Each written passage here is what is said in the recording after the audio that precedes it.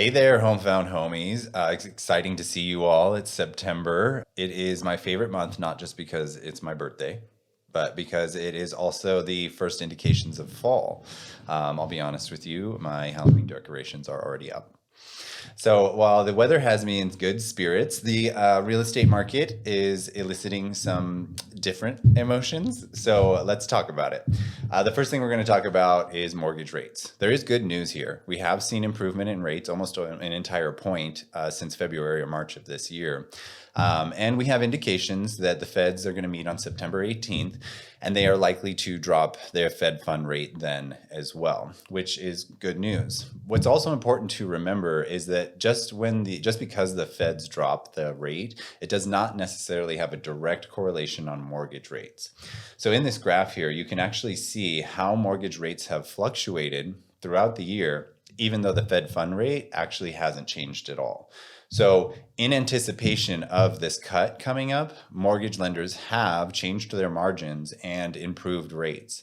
So that doesn't mean necessarily that we won't continue to see rates improve, but I just want to point out that with this rate coming from the Feds on September 18th, we may not see a direct impact right away.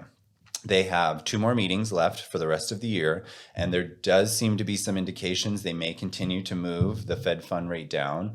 And that is the foundation of rates, right? So if the Fed fund rate shrinks, then the margins that the lenders have can shrink as well. So there is good news there, and hopefully we'll continue to see improvement in rates.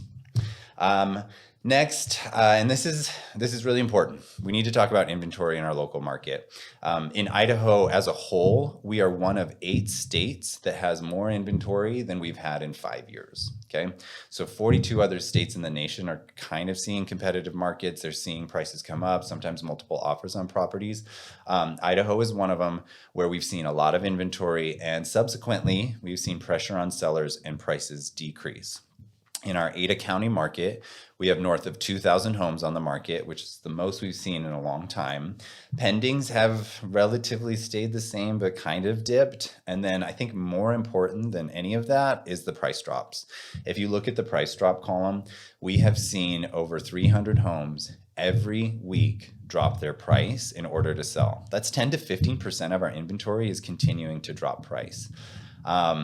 There's a lot to read into that. I'm very curious what your thoughts are. I see opportunity here. I also see indications if you're a seller, if you have a price in mind, you might want to just jump to it and be the sexiest price on the market so that you don't have to continue to wait for these price drops.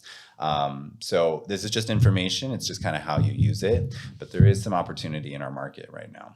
I want to talk about macroeconomics, our U.S. nation.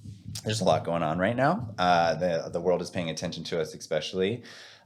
In this graph here, I have a recession probability. There's been a lot of things that have happened in the last 5 years. We have some really mixed messages in the economy. Unemployment numbers are good, but consumer spending is especially high, and so is their debt. Inflation has still not totally gotten under control. So we have a lot of things that are going on. And in this graph, you can see through history back to 1960, the probability of recessions until now. And in 2024, the probability of recession is as high as it's been since the 1980s. There's actually a spike in 2008, which is lower than the probability of a recession now.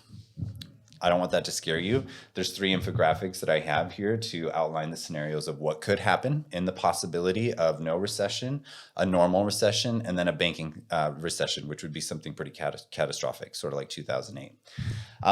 The first infographic here is no recession. So that just means that the unemployment numbers stay really good. They're floating north of 3% right now, but as long as they stay under 5%, we've got a robust economy. Rates may continue to move towards 6, maybe high 5s. And then we have here an outline that the home sales may go up to 4.5 million in 2025. A real quick side note here. In 2023, we had 4.1-ish million home sales, which is the lowest we've had in 30 years. Lower than 2008, lower than 1995. 2024, this year, we're actually on track to do the same or maybe even less. So this year and last year have been extremely hard in the real estate market. But what do we know about when things are hard? They always get better. You got to be tough. You just got to get through these markets. So if we look towards 2025, what could possibly happen? No recession, then things just kind of sort of normalize. If we do have a normal recession, which is sort of what we're being indicated, that would mean unemployment goes north of 5%, almost all the way up to 8%. That would also mean that rates would fall, because when the economy suffers, we look towards the housing market to help sort of save us. So rates could potentially come down into the low fives, and then home sales would go up, because what happens when rates go down? Home sales go up and prices go up as well. So ironically, a normal recession may be good for the housing market in some ways. Yeah, especially if you're a seller. And then the last scenario here, which is a banking recession, which is something really damaging happens to the lending market or the banking market. That would mean unemployment shoots upwards of like 10%. Rates would rapidly fall, maybe into the 3% again, but home sales would actually go down because of the pain in the market. We would not likely see a lot of movement in the housing market. Personally, my take is that we're not likely to see that. We do have a lot of equity. There's over $1 trillion worth of equity in homeowners right now. 70% of homeowners have more than 50% equity in their home. So we have a lot of a parachute in the real estate market. But that being said, we have a lot of opportunities out there right now. This is all information for you to help direct your path forward, especially if you're going to be in the market. Buyers, if you're on the sidelines, stop looking at Zillow. Call your agent and go out and let's look at some homes. There may be some really good opportunities out there. And then for sellers, this is one of my favorite adages.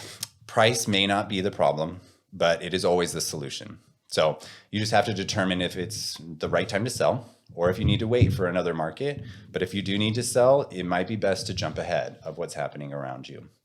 This has been Michael Miller with Homefound Group. I would love to hear what you guys have to say. Put your comments below. I'd also love to hear what you'd like to learn from me next month. Have a great September. I'll see you in October.